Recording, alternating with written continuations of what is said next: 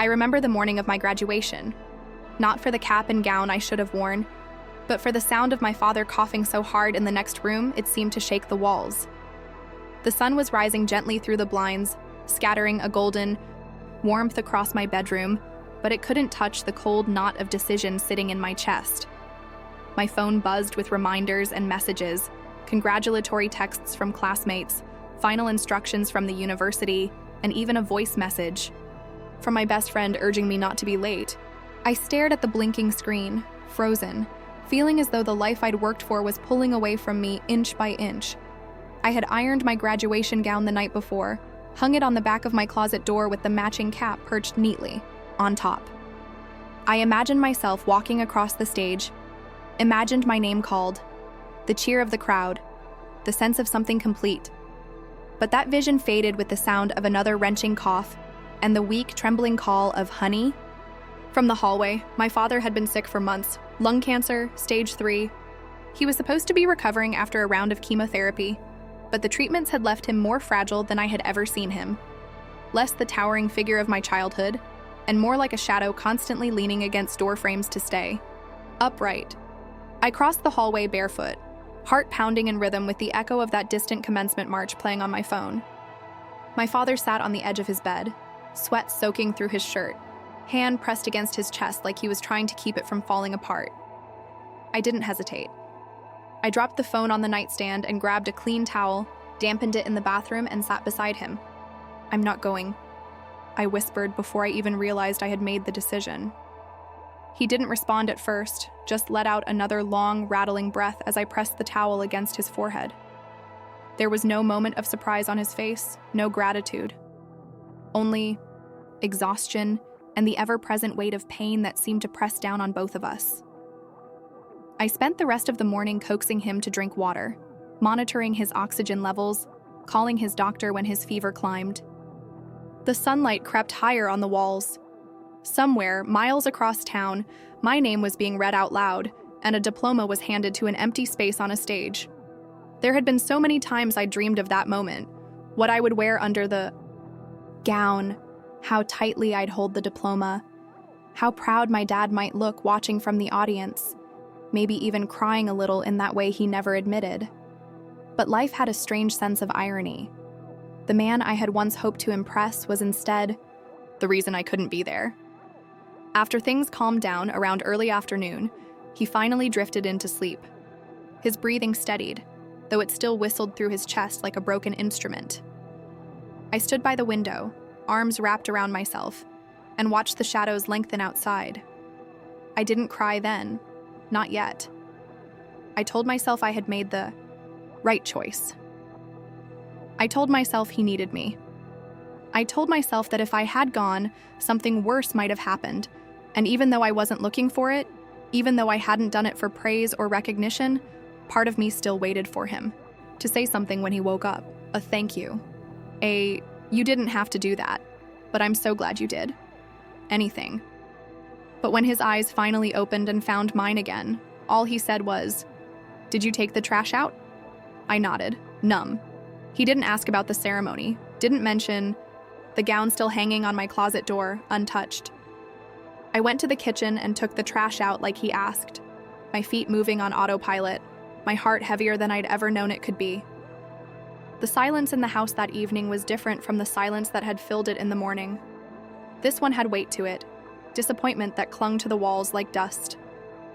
I walked past the closet where my gown still hung, brushing against the edge of the fabric like it might dissolve if I touched it too hard. I could hear the low drone of the TV coming from my father's room, a game show he liked to watch. He was laughing. Not loudly, not with joy, but that familiar chuckle that sounded like it cost him nothing. I stood in the hallway for a while, waiting for him to say something, to remember what day it was, to remember me. My diploma would be mailed, they had said. I'd get it in a few weeks, but that wasn't the point. I didn't want paper. I wanted him to notice. Dinner was quiet. I made soup because that was all he could handle lately. I put a small bowl in front of him and sat across the table. He didn't even glance up, just slurped slowly, hand trembling with every spoonful. "You know today was graduation day," I said finally.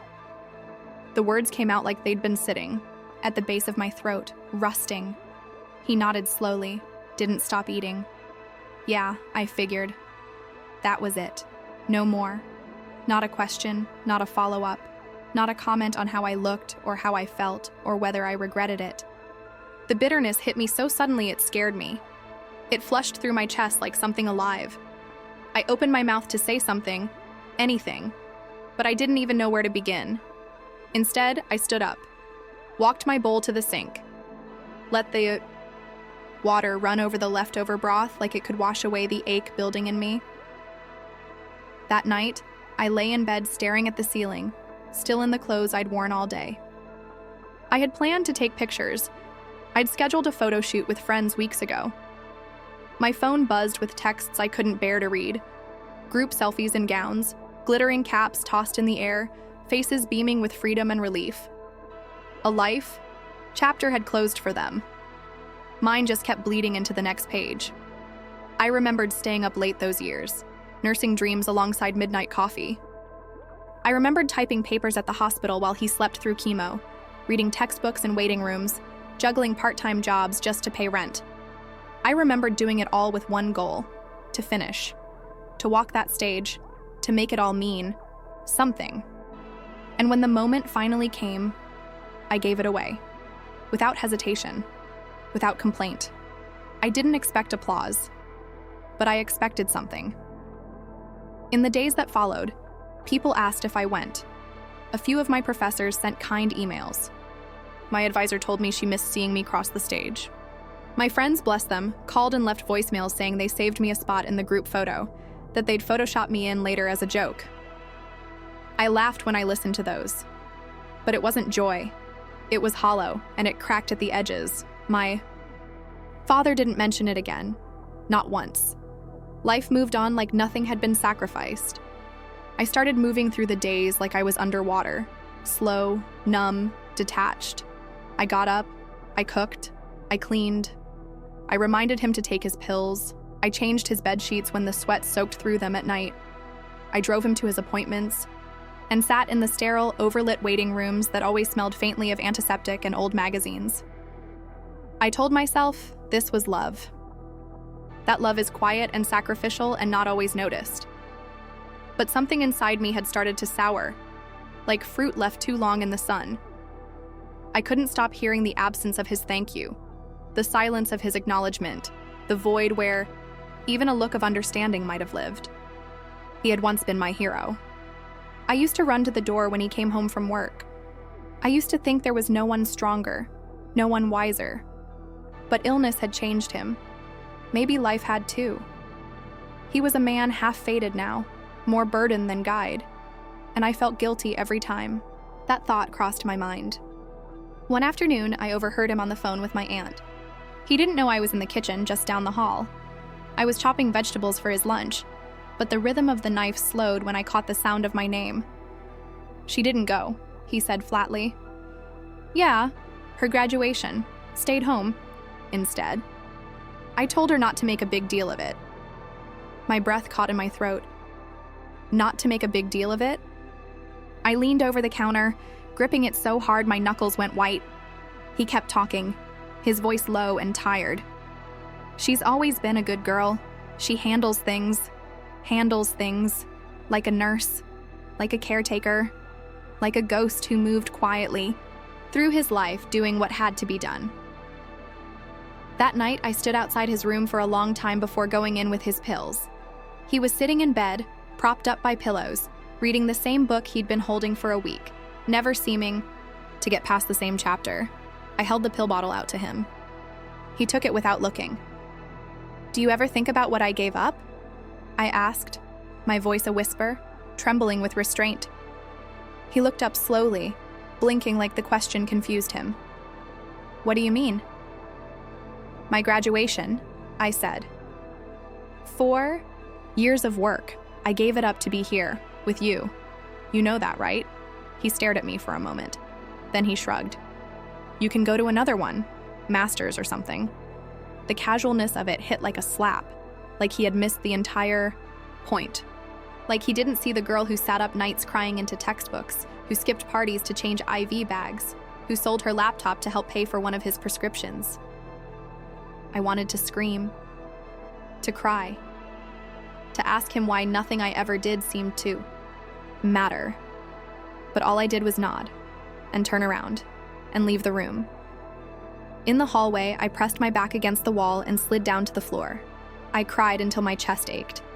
And then I cried some more, quieter, until the tears dried on my face and I could breathe again. I didn't hate him. That was the worst part. I loved him so much it hurt. I loved him in that deep, messy, painful way that children love their parents, even when they're broken, even when they forget to love you back. But something in me had shifted. A line had been crossed that couldn't be uncrossed. I had spent so long being everything for him, nurse, daughter, cook, friend, that I had forgotten what it felt like to be seen, and I wasn't sure he even remembered who I was anymore. Weeks passed, and the ache dulled into something quieter, but sharper, like a needle left beneath the skin. I still cared for him, still did everything I'd done before, but something essential had gone missing. The warmth, the hope, that tiny flicker of belief that one day he might turn to me and say, "I know what you gave up, and I'm proud of you." I no longer waited for it. That expectation had withered like the flowers on my windowsill I forgot to water. The days bled into each other, mornings that felt like rehearsals of the same routine, nights that passed in silence except for the sound of his coughing, or the creak of his bed as he shifted restlessly. My friends called less. Understandable. Life had moved on for them. They were starting jobs, planning trips, sending photos from first apartments and farewell dinners in crowded city restaurants. I smiled at their messages, replied with little hearts and, "So happy for you," while my chest caved in quietly, behind the screen. My diploma arrived in a plain envelope. No ceremony, no applause.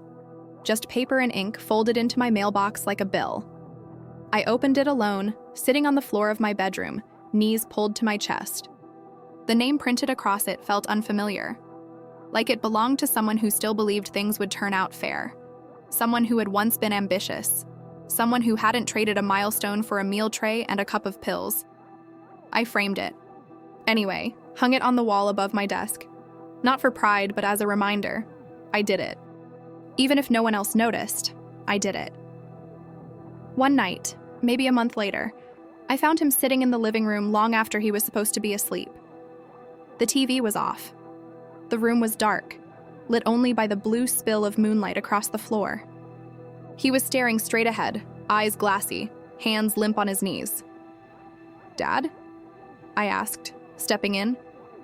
He looked up, startled, like he hadn't heard me approach. For a moment, he looked small.